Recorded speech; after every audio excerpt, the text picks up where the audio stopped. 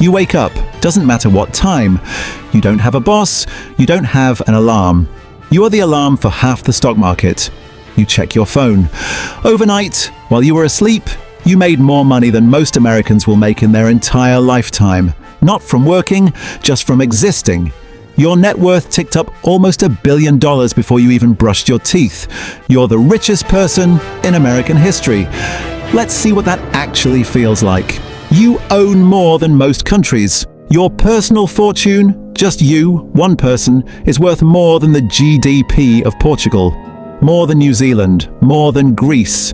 Entire nations with flags and armies and Olympic teams, and you're worth more than all of them. Combined, sitting in your hoodie eating cereal. You could pay off something insane and it wouldn't even hurt. You could personally wipe out the medical debt of over 20 million Americans and you'd still have more money left over than 99.9% of people will ever see. You don't do it because that's not really how this works, but you could. That's the part that messes with people's heads. Your commute isn't a commute. You don't sit in traffic. You've got a helicopter on the roof, a plane on the tarmac, and honestly, you probably own the tarmac. Rockefeller had a private train car. Vanderbilt had his own fleet of ships. You've got rockets, actual rockets. You are the only guy on the block who commutes to space as a hobby. People don't talk to you like you're a person. Senators call you.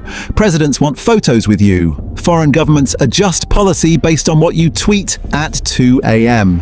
You say one sentence and a stock either gains or loses tens of billions of dollars before lunch. You're not in the economy. You are the economy, wearing a hoodie. You've got the Rockefeller problem. Back in 1911, the Supreme Court looked at John D. Rockefeller and said, this guy owns too much of America, and broke his company into 34 pieces. You know that story. You know it could happen to you too. Every time a headline says antitrust, your stomach drops a little, because you know exactly how this movie ends for guys like you. You give away more in a year than most billionaires are even worth. Carnegie built 2,500 libraries. You could build 2,500 hospitals and not blink. But here's the twist nobody tells you about being the richest person alive. Giving it away doesn't make you less rich. It's growing faster than you can spend it. You donate $100 million, and by the time the wire transfer clears, you've already made it back. You don't sleep like everybody else. You've got a mattress worth more than most people's cars, sure, but the real reason you don't sleep well is because somewhere on Earth, right now, it's always market hours. Tokyo's opening while New York's closing. Your money never clocks out, so some nights neither do you. Everybody wants something from you. Family you haven't talked to in a decade suddenly remembers your birthday. Strangers online think they know exactly how you should spend their tax dollars.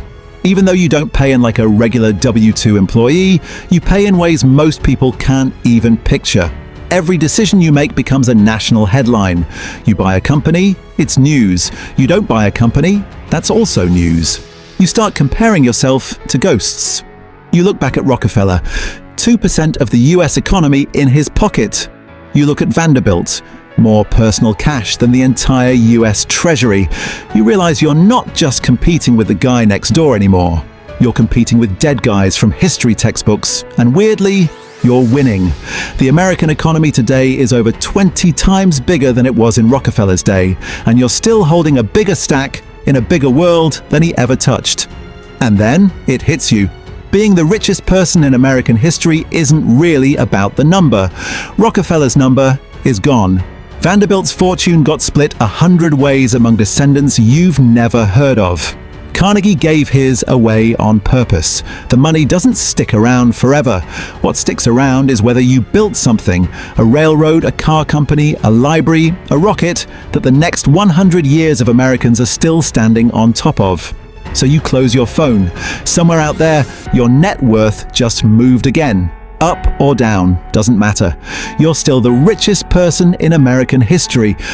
For now, because if this list has taught us anything, somebody's already coming for your spot.